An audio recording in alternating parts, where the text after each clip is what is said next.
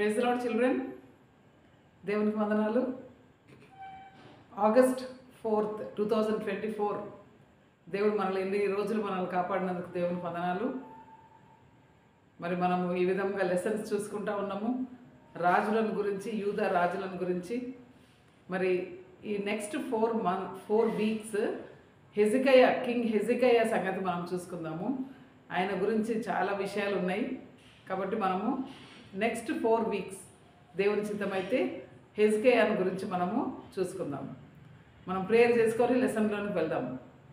మహాపరిశుద్ధులైన ప్రేమగల మా పరలోకపు తండ్రి, నీకు వందనాలు.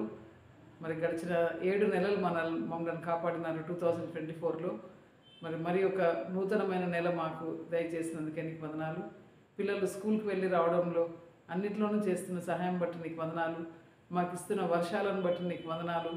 మాకు ఇస్తున్న సమస్తమును బట్టి కూడా నీకు వందనాలు చెల్లిస్తూ, పిల్లలు మరి నేర్చుకుంటుండగా నీ యొక్క వాక్యము మరి వారి హృదయములలో భద్రపరచమని వేడుకుంటూ, సైతాను శక్తులను మీరే బంధించమని యేసే పరిశుద్ధమైన నామమున ప్రార్థించి వేడుకుంటున్నాం తండ్రి, ఆమేన్. 2వ రాజులు 18వ అధ్యాయము మొదటి 7 వచనాలు, 2వ దినవృత్తాంతములు 29వ అధ్యాయం, 2 Kings 18 chapter first 7 verses, 2 Chronicles 29th chapter. మనము లాస్ట్ టైము ఆహాజు రాజు గురించి చూసుకున్నాం. ఆహాజు రాజు ఎంత దుష్టుడుగా ఉండేనో మనం చూసుకున్నాము. అతడు చనిపోయిన తర్వాత అతని కుమారుడైన హెజికయ్య మరి ఇంకా యూదా దేశాన్ని ఏలన ఆరంభించిండు. అతడు 25 years ఉండే అనమాట. ఆయన ఎప్పుడైతే యూదా దేశాన్ని ఏలడానికి స్టార్ట్ చేసిండో 25 years ఉండే. 29 years ఆయన యూదా దేశం పైన పరిపాలించిన ఒక రాజుగా ఉండే అనమాట. అతని తల్లి పేరు అబి అని మనం ఇక్కడ చూసుకుంటున్నాం. మరి హెజికయ్య దేవుని దృష్టిలో మంచిది చేసిండు, సరి అయింది చేసిండు అనమాట. సో మనము ఇక్కడ గమనించవచ్చు ఒక విషయము. ఏ రాజులైతే మరి దేవుని దృష్టిలో సరి అయింది చేసిండ్రో వాళ్ళ తల్లుల పేర్లు ఇక్కడ మెన్షన్ చేయబడినది బైబిల్లో చాలా మట్టుకు. మరి ఏ రాజులైతే దేవుని దృష్టిలో కరెక్ట్ చేసిండ్రో వాళ్ళ యొక్క మదర్ పేరు ఇక్కడ వ్రాయబడి ఉన్నట్లు మనము గమనించవచ్చు అనమాట.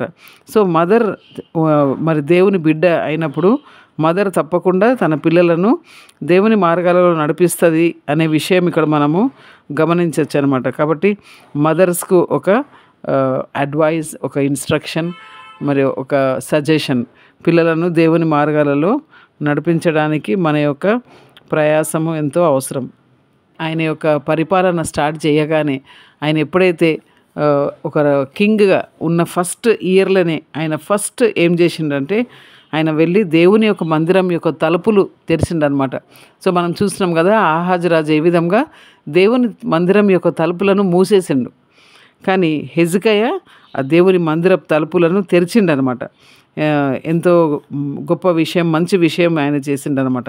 అంతేకాకుండా ఆ యొక్క డోర్స్ అన్నీ మరి బంద్ చేసి ఉంటే ఏ విధంగా ఉంటుంది కదా, మరి అన్నీ పడిపోయి మరి రిపేర్ చేసిండనమాట. వాటన్నిటిని రిపేర్ చేసి మరి ప్రీస్ట్స్, లీవైట్స్ లేకుండా అయిపోయినారు అనమాట. దేవుని మందిరం మూసేసినప్పుడు ఎవరు కూడా యాజకులు, మరి లేవీలు ఎవరు కూడా ఉండరు కదా అక్కడ. సో ఇప్పుడు యాజకులను, లేవీలను అందరినీ కూడా తీసుకొచ్చిండు అనమాట. ఆయన తీసుకొచ్చి వాళ్ళకు కమాండ్ చేసిండు.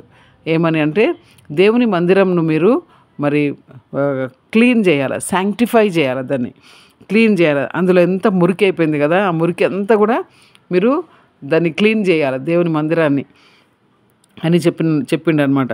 సో ఇంకా అంటే ఆయన ఇన్స్ట్రక్షన్స్ ఇచ్చిండు ఏ విధంగా మరి పితరులు మనకు ముందుండే వారు ఏ విధంగా మరి దేవునికి దూరంగా వెళ్ళిపోయినరు, దేవుని మందిరంను మూసేసి మరి దేవునికి ఎలాంటి అర్పణలు అర్పించకుండా ఎంత దూరం వెళ్ళిపోయినరు, దేవుని మర్చిపోయినరు అనే విషయము మరి చాలా హెచ్చరికలు ఇచ్చిండు అనమాట. ఆ విధంగా మనం ఉండొద్దు మరి అని చెప్పి ప్రీస్ట్, లీవైట్స్కు కమాండ్ చేసిండు అనమాట, దేవుని మందిరాన్ని క్లీన్ చేయాలని. సో అప్పుడు వాళ్ళు దేవుని మందిరం యొక్క మురికి అంతా కూడా తీసుకుపోయి కిద్రోను వాగులో పడేసిండ్రంట వాళ్ళు. ఓకే, సో ఇంకా ఆయన ఫస్ట్ మంత్లోనే అనమాట, ఆయన first day of the first month ఆయన ఇంకా వాళ్ళు అందరు కూడా దేవుని యొక్క మందిరాన్ని క్లీన్ చేయడం స్టార్ట్ చేసినారు. ఒక 16 days వాళ్ళు ఆ విధంగా క్లీన్ చేసిండ్రు అనమాట. అంత క్లీనింగ్ అంతా అయిపోయిన తర్వాత ఇంకా ఎవ్రీథింగ్ మంచిగా పెట్టేసిండ్రు అనమాట. ఆ యొక్క holy place, holy of holies, ఆ ప్లేసెస్ అన్నీ కూడా, ఆ వెసల్స్ అన్నీ కూడా, దేవుని యొక్క మందిరంలో ఉండే వెసల్స్, తర్వాత అన్నీ కూడా ఆల్టర్, దేవుని మందిరంలో ఉండే ఆ యొక్క బలిపీఠము పడిపోయి అన్నీ ఇష్టం వచ్చినట్లు ఉన్నదన్నమాట దేవుని మందిరం. సో ఒక క్రమము అనేది లేకుండా ఉండే. సో ఈ లీవైట్స్, ఈ ప్రీస్ట్స్ వాళ్ళు దాని అంతా కూడా ఆర్డర్ చేసిండ్రు అనమాట. దేవుని మందిరంలో ఉండవలసిన వస్తువులన్నీ కూడా ఎక్కడ, ఆ యొక్క షూ బ్రెడ్ పెట్టే టేబుల్ ఎక్కడ ఉండాలా, మరి ఆల్టర్ ఆఫ్ ఇన్సెన్స్ వేసేది అది ఎక్కడ ఉండాలా, మరి ఆ యొక్క లేవర్ ఎక్కడ ఉండాలా, అంటే గంగాలము కాలు కడుక్కొని ఆ యొక్క బలిపీఠం ఎక్కడ ఉండాలా, మరి దేవుని యొక్క మందసం ఎక్కడ, ఆ యొక్క హోలీ ఆఫ్ హోలీస్, ఆ యొక్క అతి పరిశుద్ధమైన స్థలంలో ఆ యొక్క విషయాలన్నీ కూడా మరి ఈ యొక్క యాజకులు వాటిని అంతా కూడా క్రమంగా పెట్టిండ్రు. ఇంకా దేవుని మందిరం అంతా కూడా క్లీన్ చేసిన తర్వాత ఇంకా యాజకులు, లేవీలు వచ్చి ఇంకా రాజుకు చెప్తారనమాట అంత క్లీనింగ్ అయిపోయింది అని. అప్పుడు హిజ్కియా రాజు ఉదయాన్నే లేస్తాడంట. ఉదయాన్నే లేచి దేవుని యొక్క మందిరానికి వెళ్తాడు.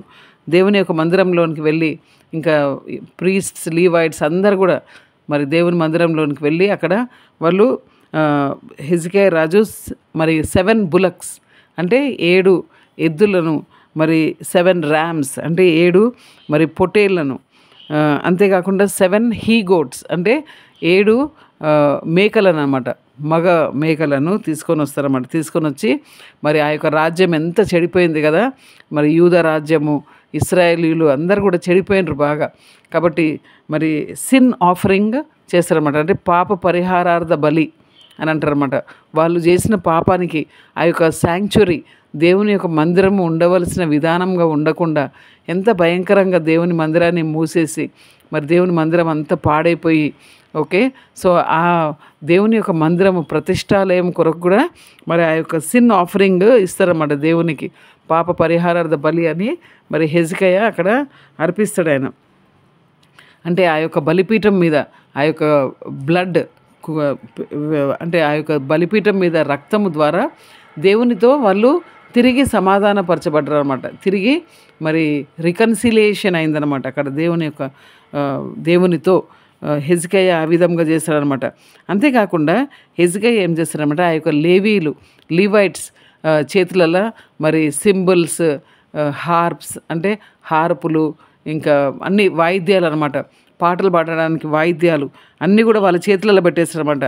అంటే డేవిడ్ ఏ విధంగా, దావీదు మరి ఆ విధంగా ఇన్స్ట్రుమెంట్స్తో దేవుని ఆరాధిస్తాడు కదా, మరి లేవీల చేతిలో పెట్టి మనం ఇంతకుముందు చూసుకున్నాం ఏ విధంగా డేవిడ్ ఆయన యొక్క కాలంలో ఆయనకు పాటలు అంటే చాలా ఇష్టం కదా. డేవిడ్ ఎన్నో సామ్స్ రాసిండు.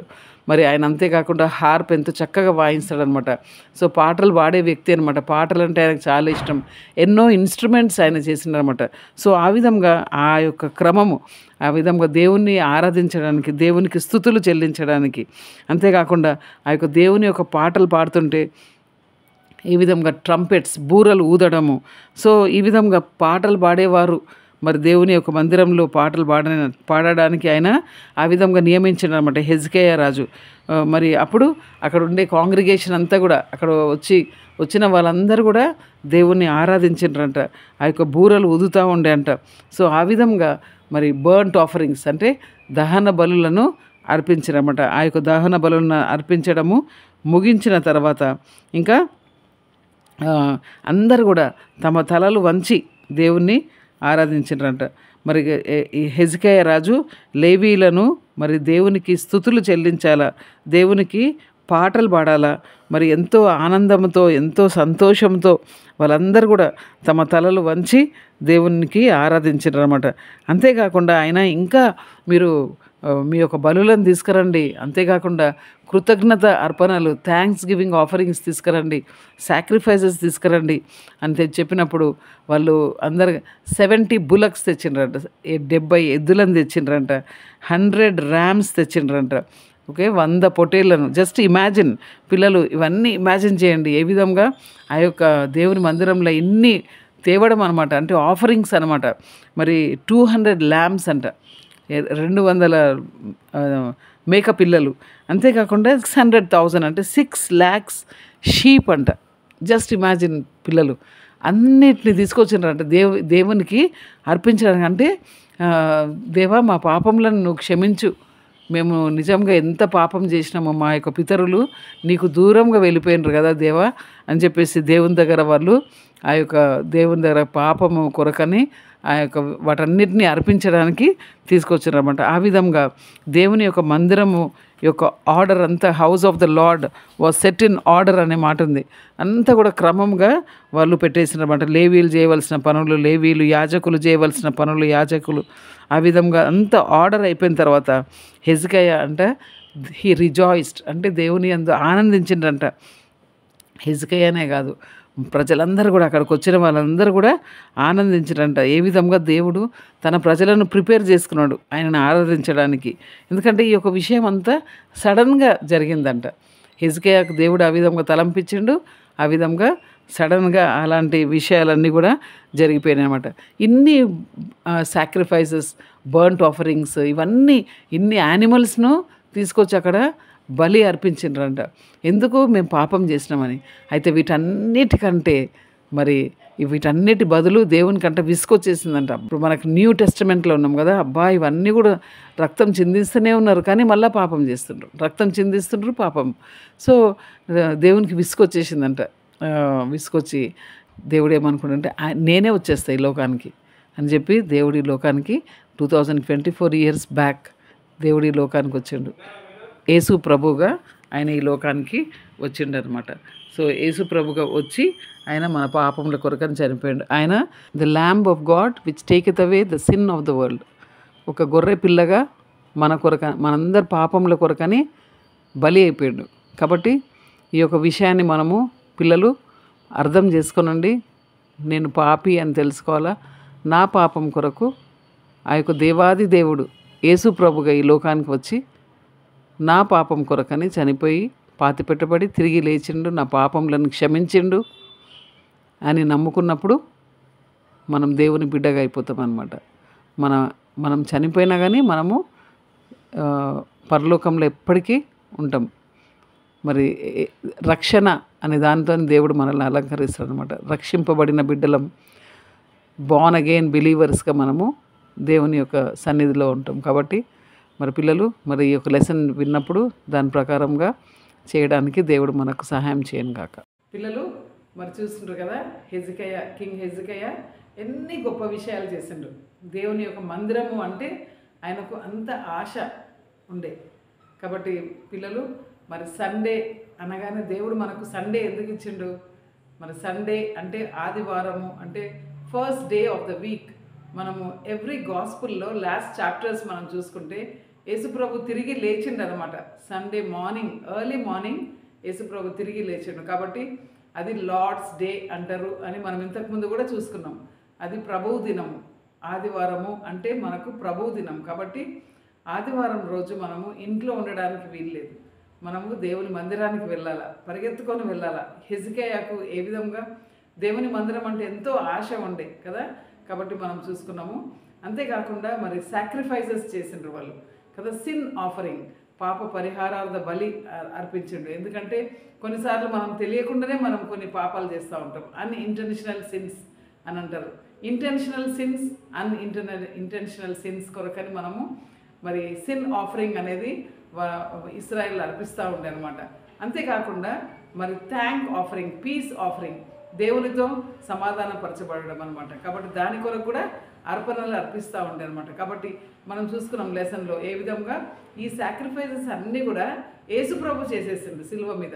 మన కొరకని యేసుప్రభు బలి అయిపోయిండు అని మనము చూసుకున్నాం లెసన్లో. కాబట్టి పిల్లలు మరి యేసుప్రభు నా పాపము నీ పాపం నిమిత్తం బలి అయిపోయిండు. కాబట్టి మన పాపం అంతా క్షమించిండు. మనం యేసుప్రభును నమ్ముకోవాలి. యేసుప్రభు నిజమైన దేవుడు. యేసుప్రభువే మరి నా కొరకని చనిపోయాడు, నా పాపములను క్షమించిండు అని నమ్ముకుంటే దేవుని బిడ్డవైపోతావు. కాబట్టి మరి ఈ యొక్క విషయాలు అర్థం చేసుకొని మరి లాస్ట్ వీక్ కూడా మరి లెవిటికస్ అనే పుస్తకం మీద మీరు చూసుకున్నారు. కాబట్టి ఎన్ని ఆఫరింగ్స్ ఉన్నాయో కూడా మనం లాస్ట్ వీక్ మీకు అది వేయబడ్డది వీడియో. కాబట్టి మరి ఆ యొక్క విషయాలు మీకు ఫ్రెష్గా ఉండొచ్చు ఆఫరింగ్స్ గురించి.